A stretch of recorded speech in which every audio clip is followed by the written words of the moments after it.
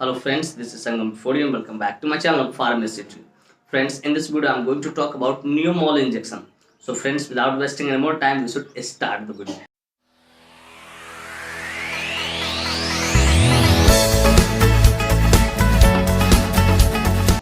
Friends, video को शुरू करने से पहले कुछ बातें मैं यहाँ पे शेयर करना चाहूंगा जो कि आपके लिए एक तरह से वार्निंग है। फ्रेंड्स, यह वीडियो सिर्फ जानकारी के उद्देश्य से बनाया है। इस वीडियो को देखने के बाद कोई भी इंजेक्शन आप खुद से न ले, कतई सेल्फ मेडिकेशन न करें। Friends, actually I don't support self medication at all. So before taking any medicine or injection, you must consult your doctor. कि कोई भी दवा और इंजेक्शन लेने से पहले आप अपने डॉक्टर से जरूर कंसल्ट करें। तो फ्रेंड्स, चलिए वीडियो की शुरुआत करते हैं। फ्रेंड्स, आज का हमारा टॉपिक है नियोमोल इंजेक्शन।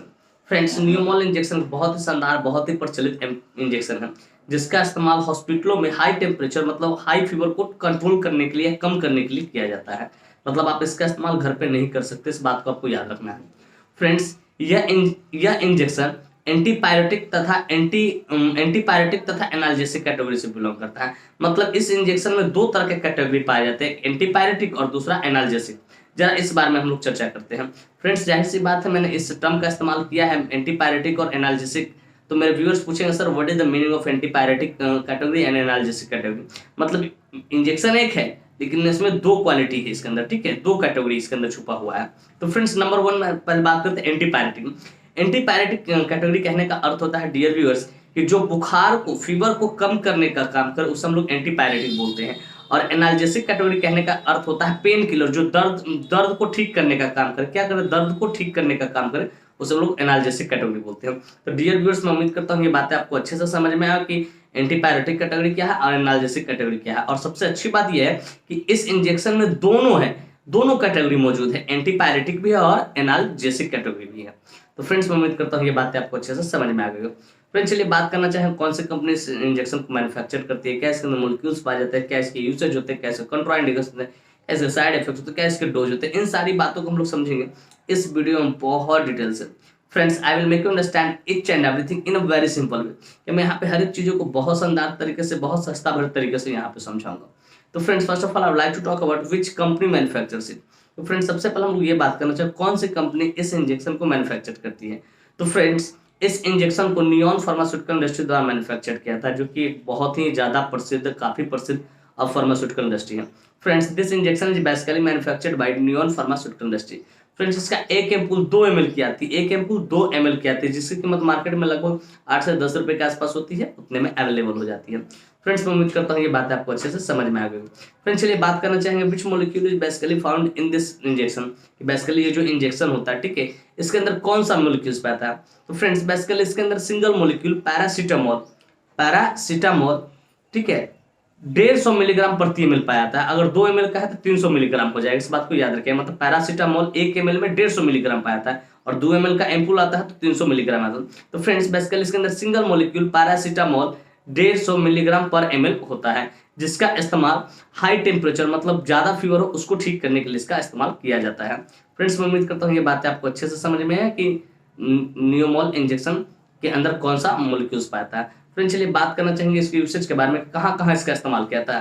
तो फ्रेंड्स, बेसिकली मैंने अपनी स्पीच में, मैंने अपनी इस वीडियो में जस्ट बताया आपको कि इसके अंदर दो कैटेगरी है, तो दो तरह चीजों को ठीक करने का इस्तेमाल किया था। नंबर वन कैटेगरी पहले हम समझते हैं एंटीपायरेटिक पे, ठीक है। तो फ्रेंड्स, एंटीपायरेटिक कहने का यहाँ पर जो फीवर को रिड्यूस करे, तो नंबर वन यूसेज इसका ट्रीटमेंट ऑफ हाई टेम्परेचर मतलब हाई फीवर, और फीवर बहुत ज्यादा लगा हो, ठीक है, बहुत ज्यादा हो गया हो, तो उसको ठीक करने के लिए इसका इस्तेमाल किया था। अब कितना ज्यादा होगा ये भी आप समझ लो, ताकि आपको कोई परेशानी ना हो इस इंजेक्शन को देने में। तो फ्रेंड्स, अगर किसी पेशेंट को फीवर लगा है, जैसे 100 डिग्री फ़ारेनहाइट है, 101 डिग्री फ़ारेनहाइट है, तो आप कोल्ड स्पॉन्जिंग करवाओ। जनरल जो मेडिसिन डोलो 650 वगैरह चलता है, ओरली आप दो। अगर पेशेंट ठीक हो जाता है, ठीक है, अगर ऑपरेशन का केस है, ठीक है, अगर पेशेंट ओरली नहीं ले सकता है, ठीक है, तो जनरली आप कुछ नहीं करो, डायलोना वगैरह ये दिलवा दीजिए आप कमर पे, ठीक है, वो ठीक हो सकता है, फीवर उससे डाउन हो सकता है। लेकिन अगर फीवर 103 डिग्री फ़ारेनहाइट हो जाए, मतलब that is called high temperature, okay, और 103 डिग्री फ़ारेनहाइट हो जाए, तो आप कोल्ड स्पंजिंग में सुनवाई नहीं ले रहा है, at that moment you have to inject this injection, कि उस समय आपको इस इंजेक्शन को देना है। मतलब जब हाई टेम्परेचर रहेगा, ठीक है, जरूरत से ज्यादा, मतलब एक 103 डिग्री में बोल रहा हूँ, ध्यान से सुनिएगा, 103 डिग्री फ़ारेनहाइट रहेगा, तब आप इस इंजेक्शन का इस्तेमाल कर सकते हैं। इस बात को याद रखिएगा। चाहे वो फीवर किसी कारण से हो, इन्फेक्शन के कारण से हो सकता है, चाहे वो फीवर आफ्टर सर्जरी, सर्जरी के बाद भी वो फीवर आ सकते हैं, तो उसको ठीक करने के लिए इसका इस्तेमाल किया था।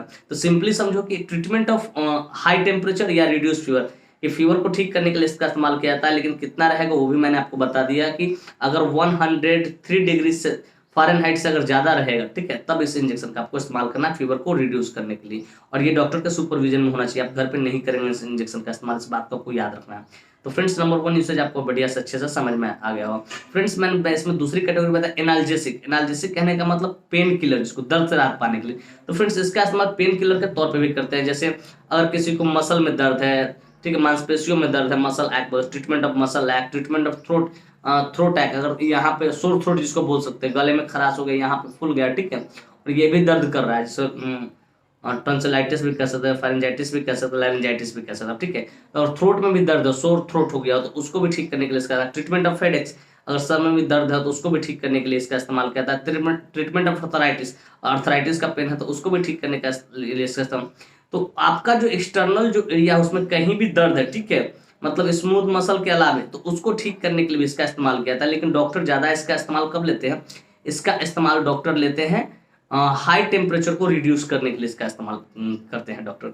तो फ्रेंड्स मैं उम्मीद करता हूँ कि ये दोनों बातें आपको अच्छे से समझ में आए कि इसका इस्तेमाल एंटीपायरेटिक के तौर पे भी किया जाता है और एनाल्जेसिक के तौर पे भी किया जाता है। लेकिन जो ज़्यादातर डॉक्टर प्रिस्क्राइब करते हैं वो हाई फीवर को रिड्यूस करने के लिए, कम करने के लिए इसका इस्तेमाल करते हैं। तो फ्रेंड्स मैं उम्मीद करता हूँ ये बातें आपको अच्छे से समझ में आ गया होगा कि इसका इस्तेमाल कहाँ कहाँ करते हैं। दर्द में भी करते हैं, मैंने बता ही दिया, हेडेक हो गया, अर्थराइटिस हो गया, ठीक है, सोर थ्रोट हो गया, गले में गड़बड़ी दर्द हो रहा है, वो समय दर्द हो रहा है, फिर मसल लैक है उसको ठीक करने के लिए, तो ये इतने जगहों पे इसका इस्तेमाल किया। टूथ है, दांत में दर्द है, उसको भी ठीक करने के लिए इसका इस्तेमाल किया था। तो फ्रेंड्स मैं उम्मीद करता हूँ इसकी यूसेज आपको बखूबी तरीके से समझ में आएगा। फ्रेंड्स चलिए बात करना चाहिए इसका मोड ऑफ एक्शन के बारे में। फ्रेंड्स इसका मोड ऑफ एक्शन डिफरेंट होगा, दोनों का अलग अलग मोड ऑफ एक्शन होगा। अगर ये एंटीपायरेटिक के तौर पे काम करे उसका मोड ऑफ एक्शन अलग होगा, और एनाल्जेसिक के तौर पे काम करेगा इसका मोड ऑफ एक्शन अलग होगा। दोनों का अलग अलग मोड ऑफ एक्शन होगा। तो सबसे पहले हम समझते हैं mode of action as a antipyretics. Antipyretics के तौर पे काम करके इसका मोड ऑफ एक्शन क्या होता है? कहते हैं it works by blocking the release of certain chemicals. it works by blocking the release of certain chemical which causes fever। कि ये काम करता है, अगर एंटीपायरेटिक के तौर पे ये काम करेगा तो जो केमिकल के कारण, ठीक है, फीवर होता है, जो केमिकल रिलीज होता है हमारे शरीर में, बॉडी में, ठीक है, ब्लड में, और उसके कारण जो फीवर होता है उसके रिलीज की प्रक्रिया को ये स्टॉप करने का काम करेगा। ये एंटीपायरेटिक के तौर पर, बुखार जब रहेगा उस समय ये ऐसा काम करता है। लेकिन जब पेन किलर के तौर पे देते हैं तो ये इस तरह से काम करता है, it stops the chemical messenger in the brain which tells us we have headache। या ये क्या करता है कि ये केमिकल मैसेंजर जो होता है, जो ब्रेन को इंपल्स भेजता है, सिग्नल भेजता है कि आपको दर्द हो रहा है, जगह पे दर्द हो रहा है, तो उसको ये सिग्नल को क्या करता है, ब्रेन के पास पहुंचने नहीं देता, स्टॉप कर देता है बीच में। तो फ्रेंड्स ये इस तरीके से इसका मोड ऑफ एक्शन होता है एज एनाल्जेसिक। एनाल्जेसिक के तौर पे इसका इस तरह से मोड ऑफ एक्शन। तो फ्रेंड्स इसके मैंने दो मोड ऑफ एक्शन बताया, डिफरेंट मोड ऑफ एक्शन दोनों का है, इस बात को बखूबी याद रखिए। फ्रेंड्स चलिए बात करना चाहेंगे कंट्राइंडिकेशन के बारे में। Friends without knowing contraindication we should never ever administer any drug any medicine to anyone. बिना कंट्राइंडिकेशन जाने कभी भी किसी को भी कोई भी इंजेक्शन आप न दें, इस बात को बखूबी ख्याल रखना है। तो फ्रेंड्स इसका number 1 contraindication pregnant lady. Pregnant lady हो उसको आपको नहीं देना। अगर कोई महिला, कोई स्त्री फैमिली वे में है, ठीक है, तो उसको आपको नहीं लगाना इंजेक्शन।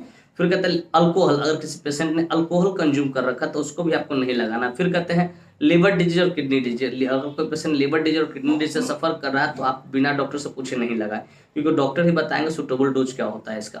तो फ्रेंड्स मैं उम्मीद करता हूँ कंट्राइंडिकेशन भी आपको बढ़िया से अच्छे शानदार तरीके से समझ में आया। फ्रेंड्स चलिए बात करना चाहेंगे साइड इफेक्ट्स के बारे में। फ्रेंड्स हर मेडिसिन का, हर इंजेक्शन का थोड़ा बहुत तो साइड इफेक्ट होता ही है एलोपैथिक में, ठीक उसी प्रकार से इस इंजेक्शन का भी साइड इफेक्ट है। नंबर 1 है वोमिटिंग। आपको हो सकता है कि वोमिटिंग हो जाए, उल्टी हो जाए, ठीक है। उसके बाद कहते हैं डिफिकल्टी इन स्लीपिंग। इस इंजेक्शन को लगने के बाद थोड़ा सोने में भी आपको परेशानी होता है। फिर कहता है कॉन्स्टिपेशन, हो सकता है आपका पेट जो है वो गड़बड़ हो सकता है। तो फ्रेंड्स बेसिकली इसके 3 इसका साइड इफेक्ट है, वोमिटिंग, डिफिकल्टी इन स्लीपिंग, ठीक है, डिफिकल्टी इन स्लीपिंग, सोने में दिक्कत होना, परेशानी होना।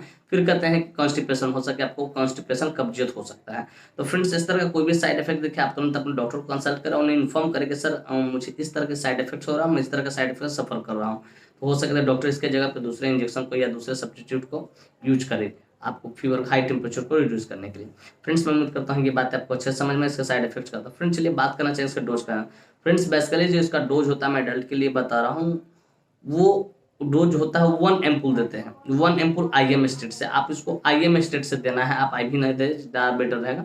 आप इसको आईएम स्टेट से दीजिए एसओएस के तौर पे, मतलब अब जब जरूरत हो तब, लेकिन हाई टेम्परेचर है तब। जनरल अगर 102 तक डिग्री फ़ारेनहाइट बुखार है तो वहां पर न दे, इस बात को याद रखिए। 103 से जैसे ही 103 पे आए तब वहां पे आप इस्तेमाल करें इस इंजेक्शन का। आईएम स्टेट से एसओएस के तौर पे जब जरूरत हो तभी देना है, ऐसे आपको इस इंजेक्शन का इस्तेमाल नहीं करना है।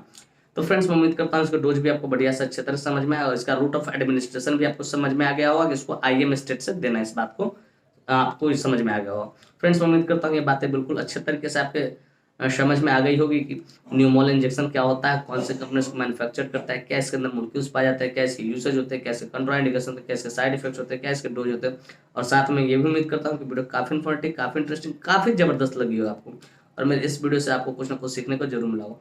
Friends, if you find this video informative and interesting, hit the like button, subscribe my channel, and don't forget to share it with your medical friends and common friends. Thank you for watching this video. Bye bye. Take care. फिर मिलते हैं next video में। तब तक स्वस्थ रहिए, मस्त रहिए, ख्याल रखिए अपना और अपने परिवार का। थैंक यू, धन्यवाद।